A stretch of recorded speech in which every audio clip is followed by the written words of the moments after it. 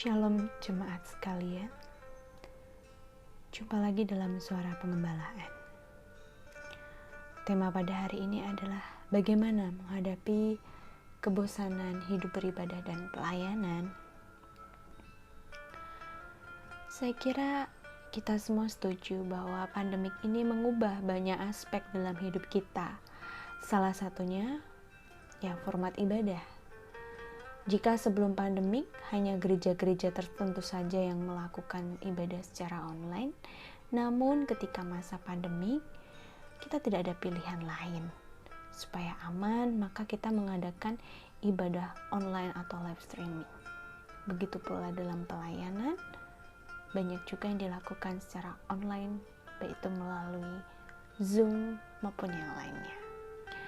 Namun tidak bisa dipungkiri bahwa dalam situasi ini ada orang-orang Kristen yang lama-lama merasa bosan ya dengan ibadah online. Hal ini seperti survei yang dilakukan Barna, salah satu lembaga riset di Amerika. Mereka mengadakan penelitian dan hasilnya adalah 17% orang tidak mengikuti ibadah online karena bosan. Nah, kalau misalnya sebuah gereja itu terdiri dari 100 orang, maka 17 orang diantaranya merasa bosan, begitu ya.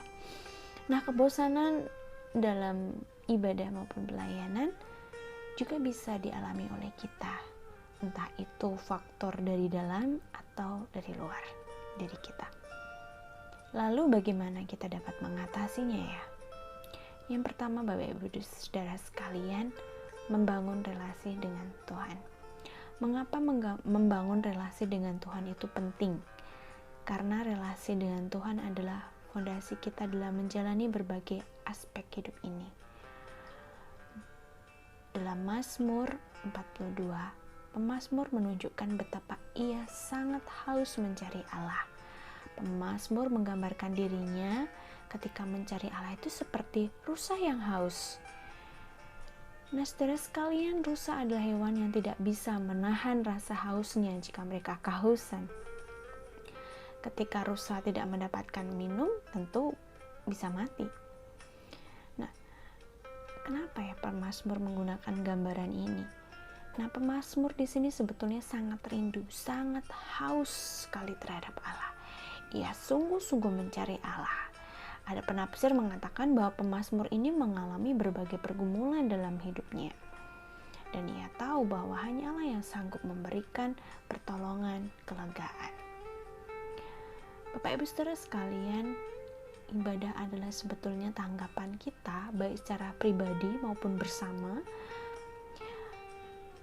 Itu tanggapan kita kepada Tuhan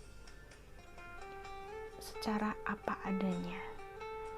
Dan apa yang telah dia lakukan, dan hal ini diekspresikan dalam dan oleh hal-hal yang kita katakan dan cara hidup kita. Nah, lalu gimana ya kalau ibadah itu adalah tanggapan atau respon kita terhadap apa yang Allah lakukan? Lalu bagaimana sebetulnya relasi kita dengan Tuhan? Apakah saat ini kita sedang jauh dari Tuhan?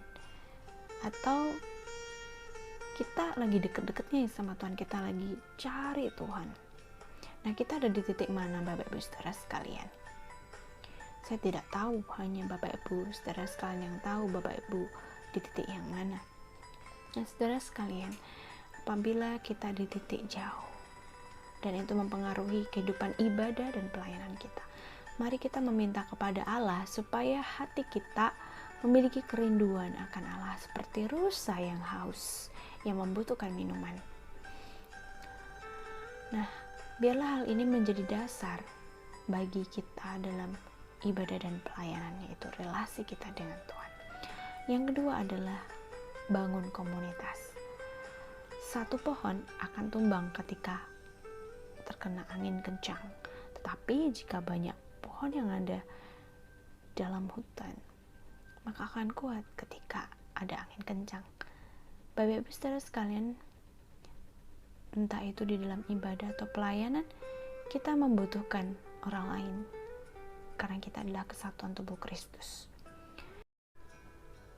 Ibrani 10 ayat 25 menyatakan, jangan kita menjauhkan diri dari pertemuan-pertemuan ibadah kita seperti dibiasakan beberapa orang, tapi marilah kita saling menasihati dan semakin giat melakukannya menjelang hari Tuhan yang mendekat.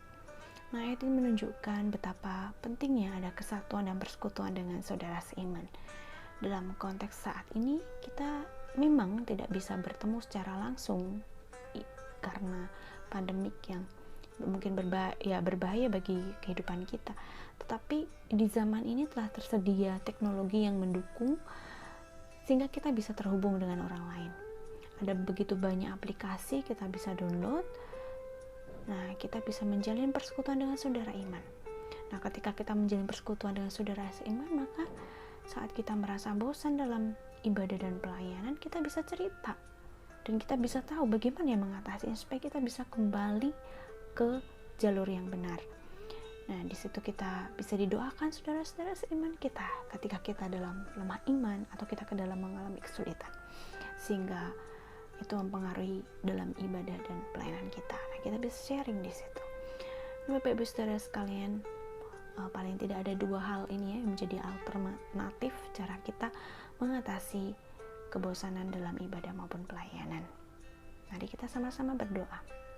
Bapa dalam surga, terima kasih karena hari ini Kau nyatakan bahwa Tuhan peduli kepada kami. Ampuni kami jika di antara kami mengalami bosan dalam pelayanan ataupun ibadah. Tolong kami, tarik kami kembali. Terima kasih. Dalam nama Tuhan Yesus kami berdoa. Amin.